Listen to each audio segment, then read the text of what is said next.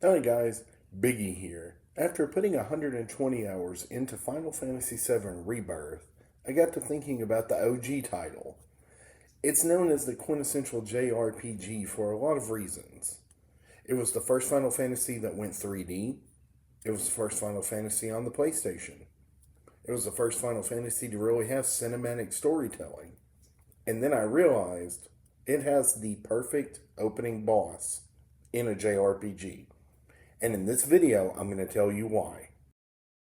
The encounter starts because Cloud and Echo terrorist gang Avalanche are trying to blow up a reactor for a substance called Mako, and an intruder alarm goes off.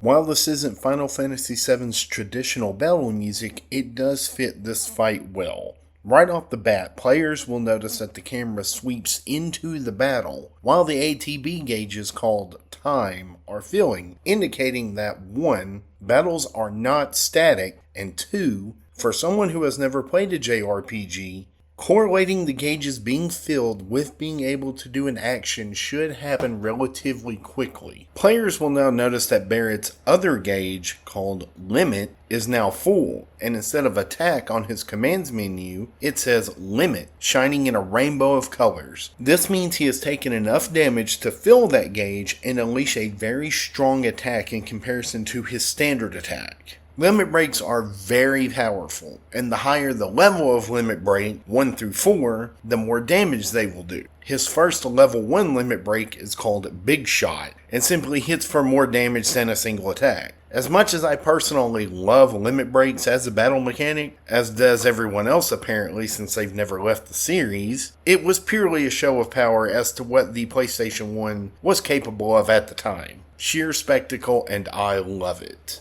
By now, players will have taken enough damage to probably need to heal, which the potions that are in your inventory will take care of nicely. Once again giving newcomers the idea of how things work without having to just put it up on the screen. The devs let us figure it out on our own if we didn't already know. The last note I want to bring up about this fight is that Cloud is already equipped with the lightning magic, which when used does considerably more damage to Guard Scorpion than just attacking it, as it is elementally weak to lightning, giving players an idea of elemental affinities in combat. I just want to mention for anyone who may or may not know, this was my first Final Fantasy, so this boss fight actually did help me learn the mechanics of JRPGs quite a bit, as I was one of the fanboys that saw the Final Fantasy VII commercials on TV and immediately wanted to play the game, even though I didn't know what it was.